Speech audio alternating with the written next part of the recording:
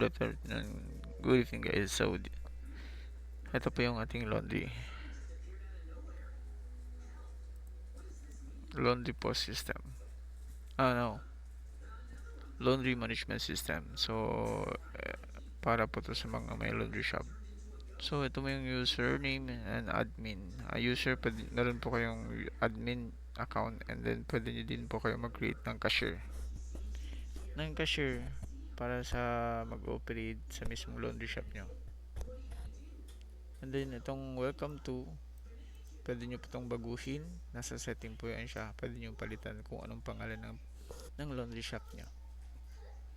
Yan. Ito po yung dashboard nyo. May total sales, customers, ilan, and then sales. Dito po kayo mag-add ng mga customers na mag-a-avail po ng services sa laundry shop nyo. New order. And then meron po siya. Ito yung mga anong machines. So pwede po kayong pumili kung anong machines yung ginamit sa laundry shop nyo. Then products na meron kayo, Downy, bleach, Bao, or other detergent. Pwede po nyo itong i-edit. Pwede lang po, pupunta lang po kayo dito sa products. So dito po yung mag-a-add ng mga products nyo. And dito naman sa services, meron po siyang mga services. Ito, example lang ito ng mga services na meron.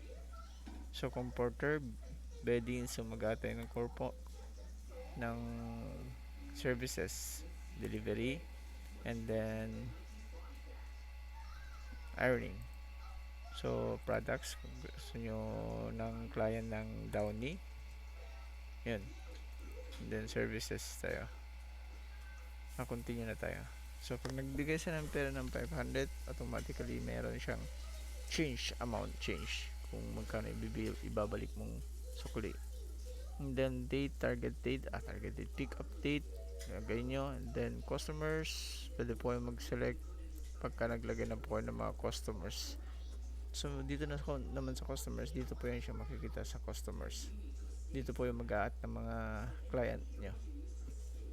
Sample tayo, save order. Pag save ng order is mag-open po ng details niya, order details, and then pagka mag-print, ito yung print niya. Pwede po kayo mag-update ng date kung kailan nyo ilagay yung pick up date. Ito yung mga details niya ng item na selected for the services na i-avail nyo sa laundry shop nyo. And then print.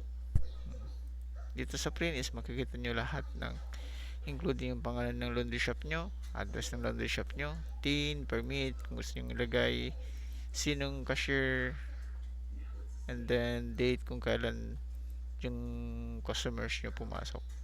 And then date na kung kailan ipipick up, and then yung customer's name, pending ba or ongoing again, or paid na din ba.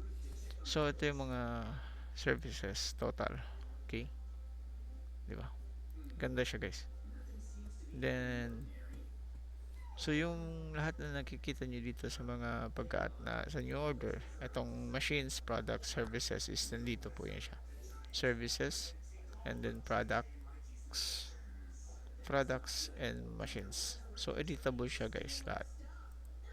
Yun, kung mag-a-add po kayo ng customers, ayun, mag-entry lang po kayo ng mga names, info niya, and then save.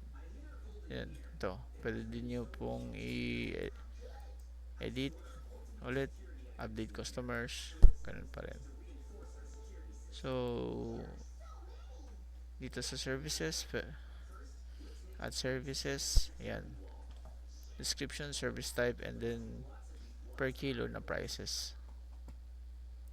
Products, yung mga detergents or bleach down, diba, ganyan, dito nyo i-add. Yan, save nyo lang.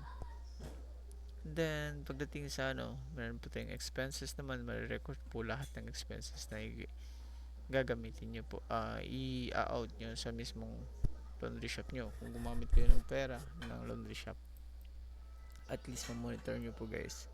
So ngayon, date nya, then 500 for the Downy. Yan, so recorded na po siya guys. And then reports, Ito po yung reports niya.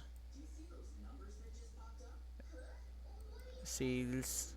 So pwede po yung mag-start date kung hanggang kailan yung gusto nyo makita na reports. Tapos sales reports, ito yung makikita nyo. Daily, weekly, monthly sales, and then yung yearly sales niya. Yan. Service report. Yan. May mga reports. Yan po yung mga reports niya.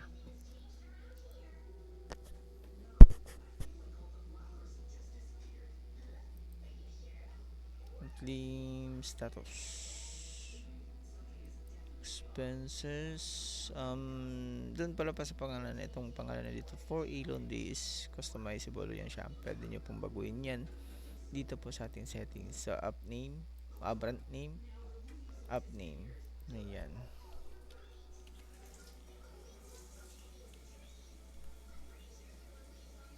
For quad. Yan. Yan. Sample ah. Ayun. So for quad, nagbago siya agad, diba? Responsive siya agad. Ito yung address naman is ilalagay ko address detail para sa resibo na makikita sa resibo, including yung brand name. So makikita din niya siya pagka login nyo dito sa yan. Ito dito, makikita din siya dito. So log out. Ayun o. 4A quad laundry management system na siya. Diba?